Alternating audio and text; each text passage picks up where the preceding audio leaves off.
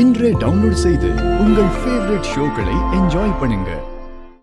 Doctor doctor என் பொண்ணை check பண்ணீங்களா? எப்படி இருக்கா?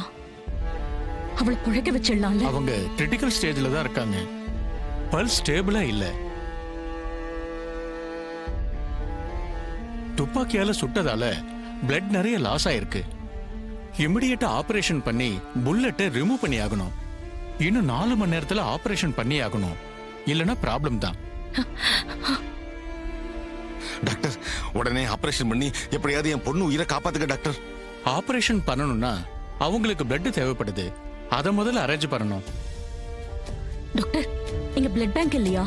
அரேஞ்ச் பண்ணணும்னு சொல்றீங்க? இல்லங்க, உங்க பொண்ணோட பிளட் குரூப் பாம்பே OH ரொம்ப ரேர் பிளட் குரூப். அது அவ்வளவு சீக்கிரம் கிடைக்காது.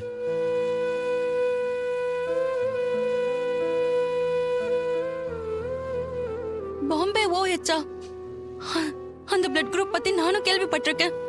லட்சத்துல ஒருத்தருக்கு தான் அது இருக்குன்னு சொல்லுவாங்களே. ஆமா, அதனாலதான் அந்த பிளட் குரூப் எந்த பிளட் பேங்க்லயும் அவைலபிளா இருக்கிறது இல்ல. நானும் எனக்கு தெரிஞ்ச சோர்ஸ் மூலமா விசாரிக்க சொல்லிருக்கேன். நீங்களும் உங்க சைடுல இருந்து ட்ரை பண்ணுங்க. பிளட் கிடைச்சாதான் ஆபரேஷன் பண்ண முடியும். எங்க ஃபேமிலில யாருக்குமே அந்த பிளட் குரூப் இல்ல. இருந்தா நாங்களே கொடுத்துருவோம். நாங்க ட்ரை பண்ணி பார்க்கறோம் டாக்டர். எவ்வளவு சீக்கிரம் அரேஞ்ச் பண்ண முடியுமோ அவ்வளவு சீக்கிரம் அரேஞ்ச் பண்ணுங்க. இல்லனா நிலைமை இன்னும் கிரிட்டிக்கல் ஆயிடும். சரிங்க டாக்டர்.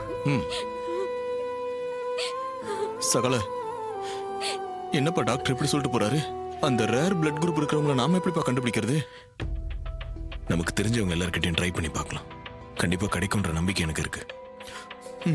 மாப்ள, எனக்கு தெரிஞ்சவங்க ஃப்ரெண்ட்ஸ் எல்லார்கிட்டயும் விசாரிச்சு பாக்குறேன். என் டாக்டர் ஃப்ரெண்டு கிட்டயும் கேட்டு பாக்குறேன். சந்திரா, என் போனை கொடு. நானும் என் ஃப்ரெண்ட்ஸ் கிட்ட விசாரிச்சு பாக்குறேன். என் காலேஜ் ஃப்ரெண்ட் மூலமா யாருக்காவது இந்த பிளட் குரூப் இருக்கான்னு விசாரிச்சு பாக்குறேன். எனக்கு தெரிஞ்சவங்க கிட்ட நானும் விசாரிச்சு பாக்குறேன்.